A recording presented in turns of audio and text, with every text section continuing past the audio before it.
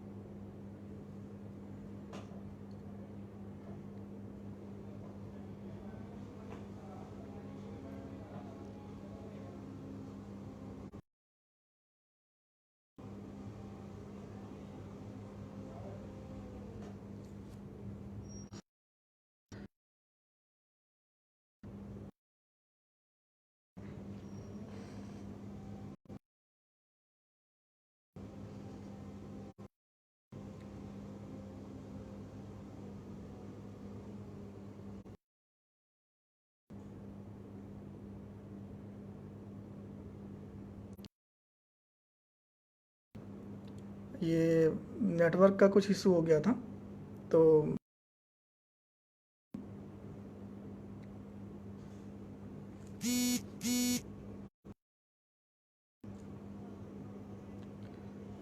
हाँ, कुछ साथ फिर हम लोग फिर से बातचीत शुरू करें।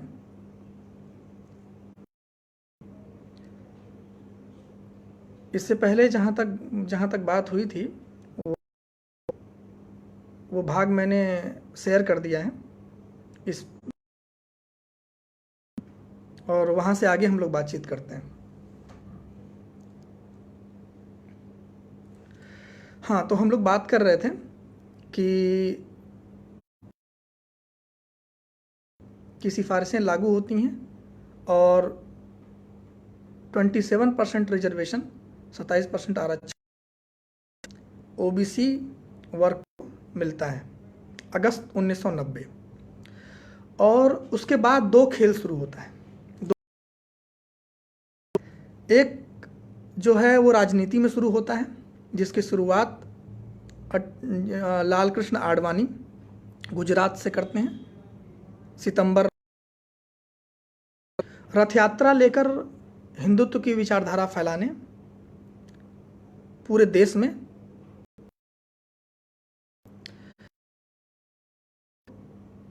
आगे चलकर समस्तीपुर में, बिहार में, वहाँ के तत्कालीन मुख्यमंत्री माननीय जी उनका रथ रोकते हैं और उस समय की जो सरकार है बीपी सिंह की, वो गिर जाती है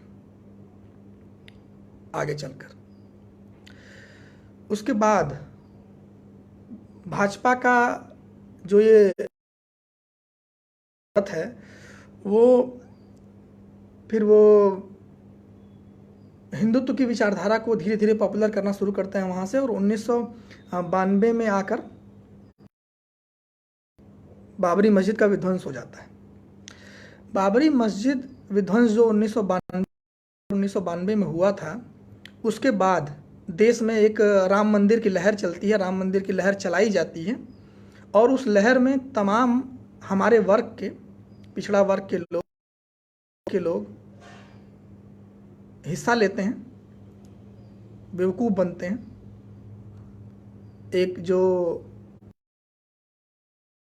एक आवरण उनको ऊपर से पहनाया जाता है, जो ढका जाता है कि आप हिंदू हो, में वो आ जाते हैं उस लहर में, और बहुत सारे लोग उसमें इन्वॉल्व होते हैं और दंगे होते हैं। तमाम चीज़ें आप जानते हैं, तमाम राजनीतिक उतार चढ़ाव का दौर था वो, और उसके बाद वो आज तक चला है। अभी हाल ही में फैसला आया,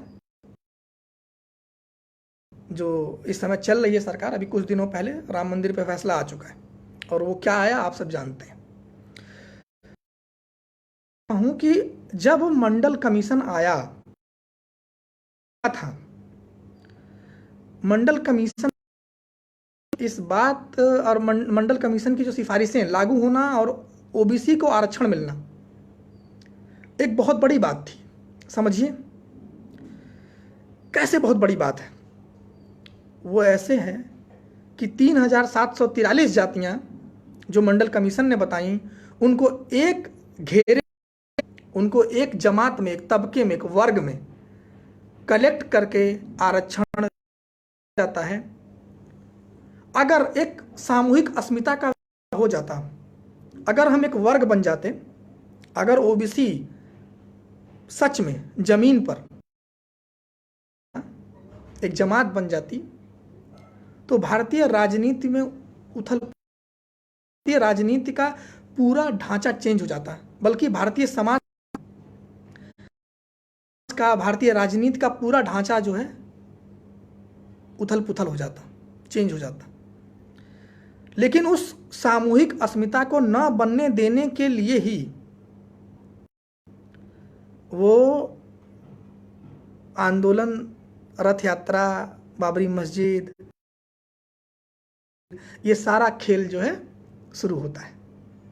और आप याद रखिए कि जो मंडल के उभार का दौर है, उसके पहले जो लंबी 1980 में संस्तुतियां आ चुकी हैं, सिफारिशें आ चुकी हैं मंडल कमीशन की, यानी कि हलचल है, समाज में बात चल रही है।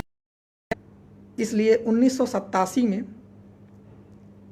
टीवी पर रामायण सीरियल आता है, होता है, और आपके वो तमाम छवियां गढ़ी जाती हैं, राम सीता, पूरी कहानी वो आपके दिमाग में दोबारा, पौराणिक कहानियां जो हैं वो पहले से आपके दिमाग में हैं, क्योंकि वो भारतीय, वो उसका ढांचा ही ऐसा है कि वो पहले से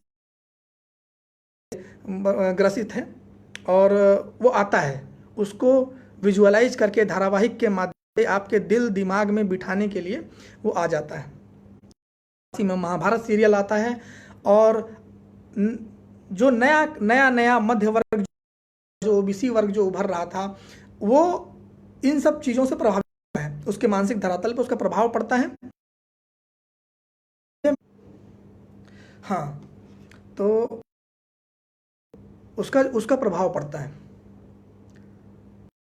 क्या होती है, दूसरी चीज़ होती है कि इस ओबीसी के आरक्षण को लेकर जो सवर्ण तबका है, जो सवर्ण लोग हैं, वो लोग न्यायालय में चले जाते हैं। मतलब सबसे सेफ जगह है, वो हर चीज़ को ले, उसका कारण आप लोग जानते हैं, लागू नहीं है, पता है ना। उच्च न्यायालयों में, उच्च न्यायालय में, उच्चतम न्यायालय में आरक्षण का कोई प्रावधान नहीं है। आप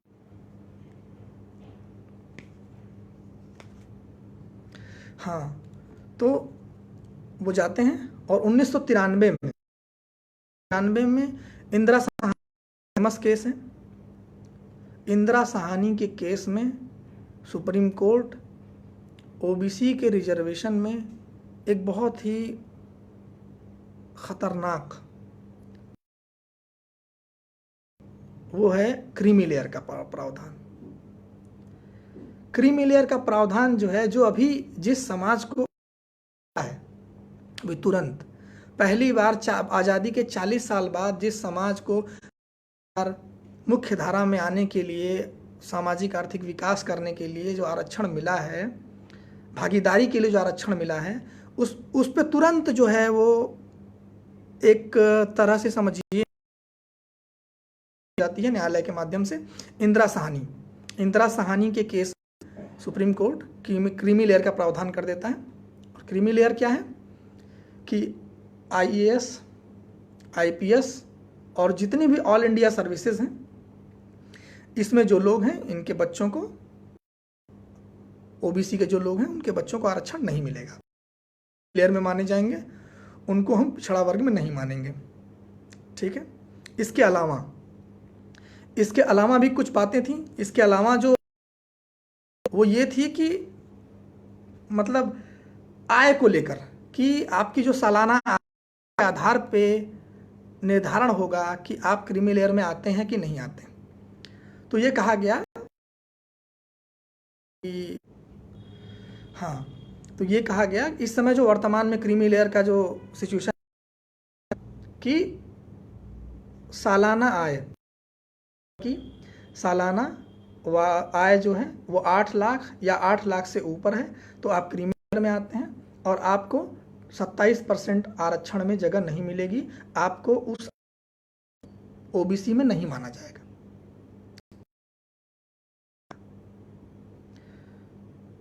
अभी हाल ही में मोदी सरकार ने क्रीमी लेयर का जो सीमा है इसको 8 लाख से बढ़ा के 12 लाख कर दिया जाए। इम्प्लीमेंटेशन नहीं हुआ है।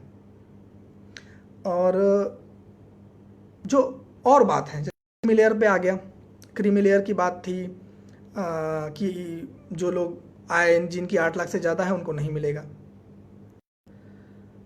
उसमें ये भी था कि वो आय जो है वो आय कृषि से या खेती की भूमि से आय नहीं होनी चाहिए, उसको उससे बाहर रखा गया। अब आबादी आपकी, मंडल कमीशन बताता है आबादी आपकी 52%, 40 साल पुराने आंकड़ों के हिसाब से। रिजर्वेशन मिला आपको 27%, लगभग आधा रिजर्वेशन है। लेकिन कुछ ऐसे भी राज्य हैं, कुछ ऐसे भी स्टेट हैं जो अपने यहाँ ज़्यादा रिजर्वेशन दे रहे हैं।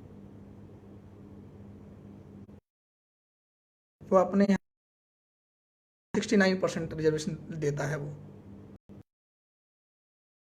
ये हुआ कि रिजर्वेशन बढ़ाया जाए, आबादी के हिसाब से रिजर्वेशन दिया जाए। मांग उठी। बालाजी केस है, बालाजी के केस में सुप्रीम कोर्ट ने फैसला दिया कि आरक्षण की जो सीमा है 50% चाहिए,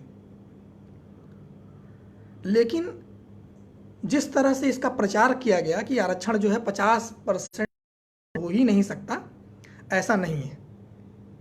वो जो बालाजी के केस में जो सुप्रीम कोर्ट ने जो टिप्पणी की है वो कि आरक्षण का जो दायरा है वो 50% से ऊपर नहीं जाना चाहिए।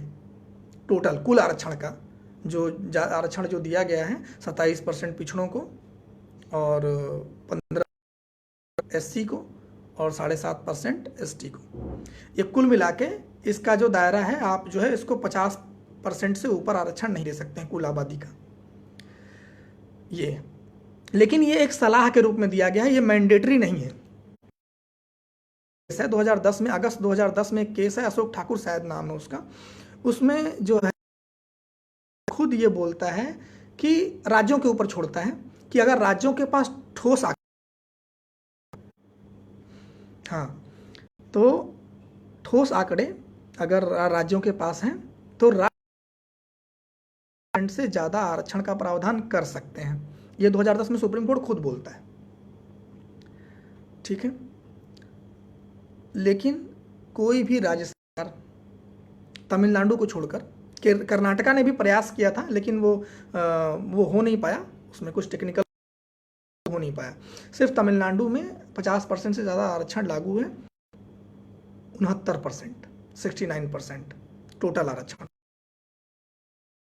मांग ये होनी चाहिए, जो हम बात कर रहे हैं ओबीसी की दशा और दिशा के बारे में, कि एक तो मांग ये होनी चाहिए कि आरक्षण जो है आबादी के अनुपात में मिलना चाहिए। जो काशीराम ने जो नारा दिया था, मान्यवर काशी, कि जिसकी जितनी संख्या भारी उसकी उतनी हिस्सेदारी।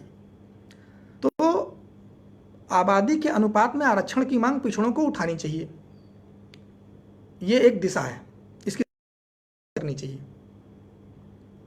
दूसरी चीज, आरक्षण जब भी दिया गया है मंडल कमीशन से लेके इसके बाद भी जितने भी कमीशन बने, जितनी पंचवर्षीय योजनाएं लागू करनी हो, कुछ भी हो, हमेशा एक समस्या आती है कि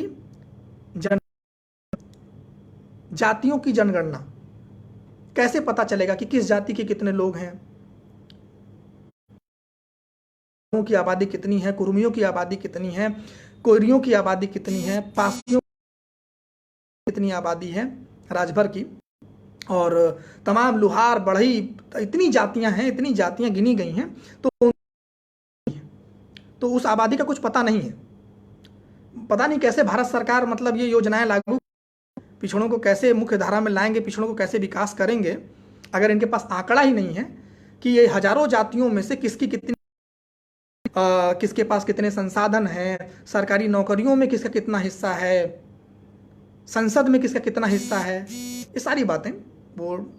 तो एक दूसरी बात जो हो रही है वो जातियों की जनगणना की बात हो रही है कि जातियों की जनगणना होनी चाहिए, पता चलना चाहिए कि देश में किस जाति की जनसंख्या कितनी है, किस जाति के लोग सरकारी नौकरियों में कितने हैं, किस जाति के लोग संसद में कितने हैं, विधानसभा,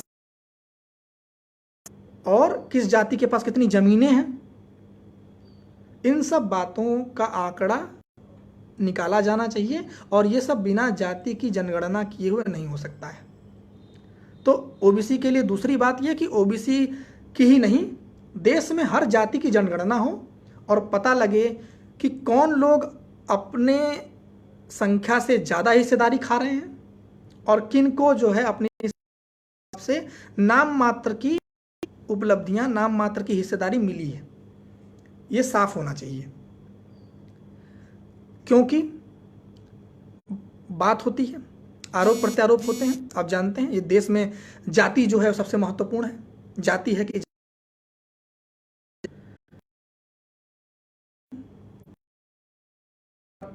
राजनीतिक पार्टियां टिकट देती हैं, जाति को देखकर चुनाव जीते जाते हैं, तमाम चीजें जाति को लेकर होती हैं। मतलब कुछ नहीं होता है। तो जाति एक सच्चाई है, लेकिन जाति पिछड़ों ने तो बनाई नहीं है, ओबीसी ने बनाई है। जाति बनाई है सवर्णों ने, जिनके पास संसाधन थे, जो उच्च समझते थे अपने को, जिन लोगों ने बनाई ब्राह्मण जाति व्यवस्था बनाई और उसके आधार पे शोषण किया। तो अब जो है, जब भारत आजाद हो चुका है, जब सब लोग समान हो चुके हैं, अब ब्राह्मण क्षत्रिय वैश्य शूद्र का बंटवारा नहीं है, तो जो ये ऐतिहासिक भेदभाव हुआ है ओबीसी जातियों का,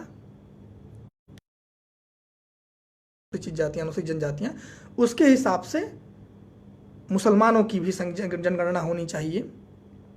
कितने पिछड़े मुसलमान हैं। जब हम बात करते हैं पिछड़ों की, यानी कि ओबीसी जातियों की, तो हम सिर्फ हिंदुओं की बात नहीं करते हैं। एक ये बहुत ज़्यादा है कि लोग इसको समझते हैं कि यार ये तो हिंदुओं का मसला है। आप ध्यान रखिए, जो क्लास है, हाँ, जो अदर बैकवर्ड क्लासेस हैं, उस मुसलमान भी आते हैं। मुसलमान जो जातियां हैं, कुछ जातियां जो पिछड़ी हैं, उनको ओबीसी में रखा गया है। तो ये सिर्फ कोई हिंदुओं का मसला नहीं है, ये मसला एक जो उसमें हिंदू जातियां भी हैं, मुस्लिम जातियां भी हैं, एक बड़ा वर्ग है, एक बड़ी जमात है, और जो आज तक पूरी तरह से ज़मीन पे अपने आप को एक जमात के रूप में खड़ा नहीं कर पाई है। और यही हमारी सबसे बड़ी कमजोरी है। अगर हम एक जमात के रूप में इकट्ठा हो जाएं, रूप में एक क्लास के रूप में इकट्ठा हो जाएं, तो हम एक बहुत बड़ी राजनीतिक ताकत है। और इस हमें भले ना हो, हमारे दुश्मन को है, आरएसएस को है, बीजेपी को है, वो इस चीज को पूरी तरह यूटिलाइज करता है। उसने पूरा अध्ययन किया है का जमीन पे, इसलिए वो आपको बताता है कि पिछड़ों का सारा आरक्षण जो है कुछ जातियां खा गईं, यादव खा गए, कुर्मी खा गए, आपको बताता है। और बताता कैसे है? हवाई आंकड़ों बस वो बताता है। मीडिया में कोई आरक्षण लागू नहीं है, तो मीडिया में सारे सवर्ण भरे हुए हैं। तो पूरा एजेंडा जो चलता है मीडिया में, जो एजेंडा चलता है वो सवर्णों का एजेंडा है, उसमें आपकी बात नहीं होती है।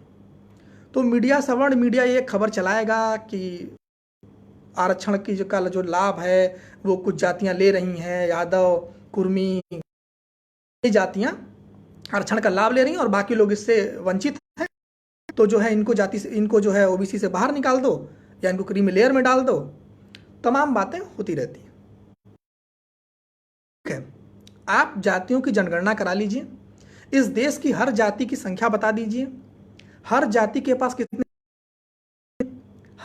पास कितने सरकारी नौकरी, कितने लोग सरकारी नौकरी में हैं ये बता दीजिए, और बी ग्रेड नौकरियों में जातियों की आप बताइए आंकड़ा। जनगणना कराइए। जनगणना आप 10 साल पे होती है, हर 10 साल पे जनगणना होती है, उसमें कॉलम बढ़ाना है जाति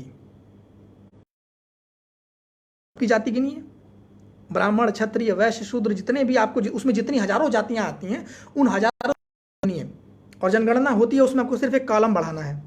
आगे आपको ब्रैकेट में लिखना है, हर जाति है वैसे भरी जाएगी, ब्रैकेट में लिखना है कि हम अहिर जाति के हैं, हम कोयरी जाति के हैं, हम बड़ई हैं, हम ब्राह्मण हैं, हम कुछ भी, जो भी जातियां हैं सब लोग लिख दें, आसान है।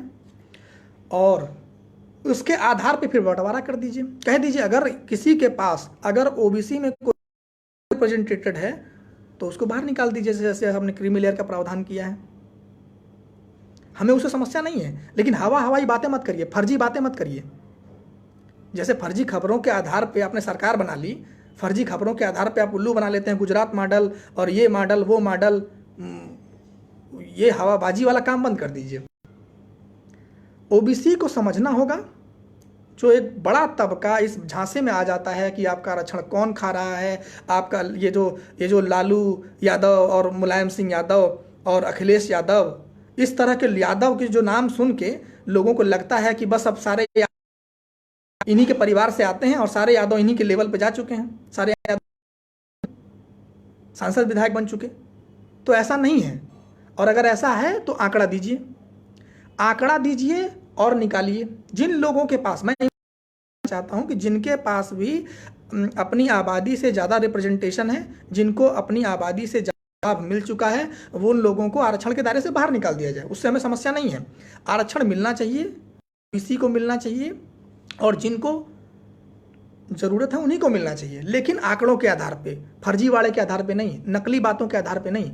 जाति की जनगणना कराइए और दूध का दूध और पानी का पानी कर दीजिए, सब कुछ हम तैयार हैं।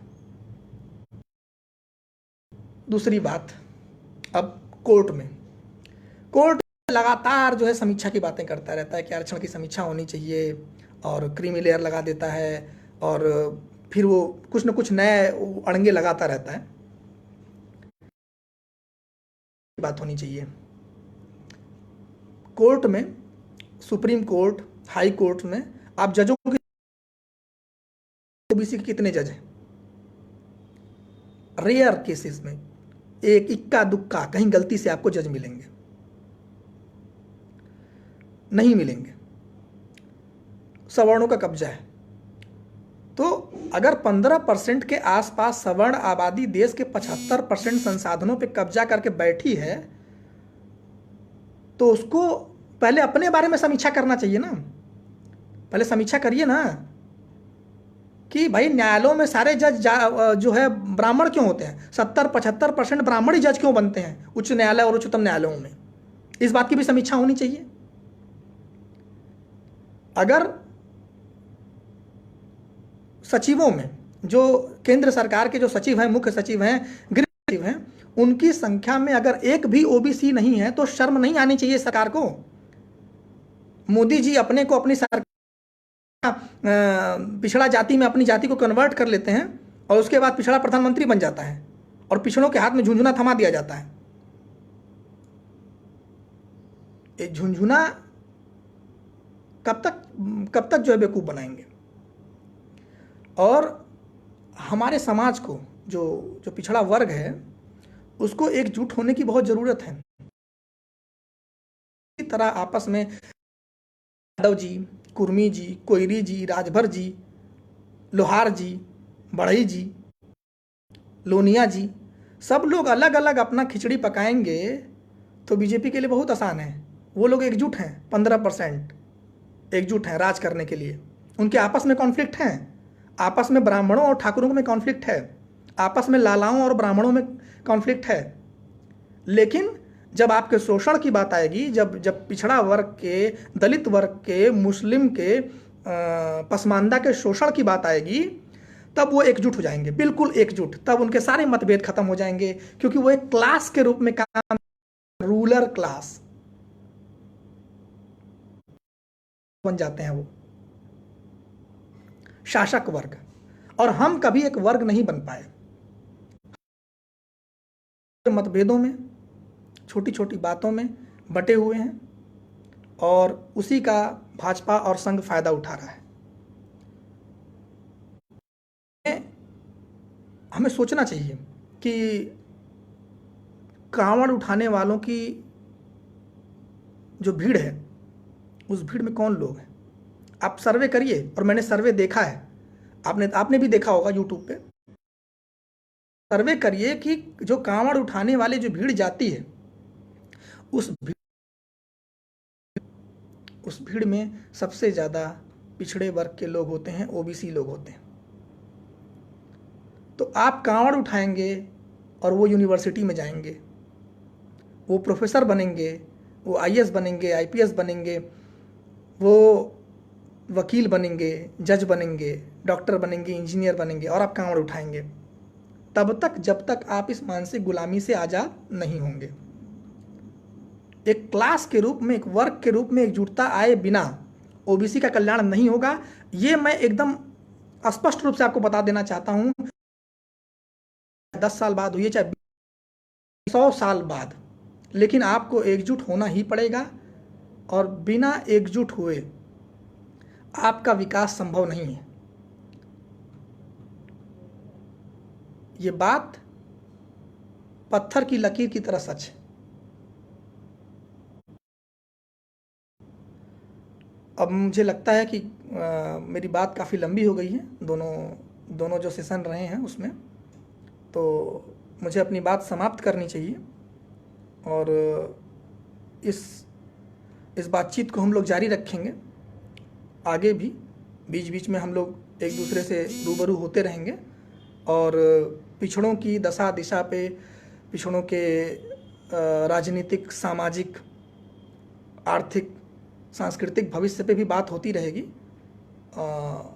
बहुत अच्छा लगा मुझे आप लोगों के साथ बातचीत होते रहना चाहिए। समाज जो है वो बातचीत से आगे बढ़ता है। बातचीत बहुत ज़रूरी है। विचारों के आदान प्रदान के द्वारा ही विचारों का उदय होता है, और नए नए विचार आगे बढ़ते हैं। इसी के साथ मैं आप सबसे विदा लेता हूँ। आप सबको मेरी तरफ से जय मंडल, जय भीम, जय फूले, जय पेरियार, नमस्कार।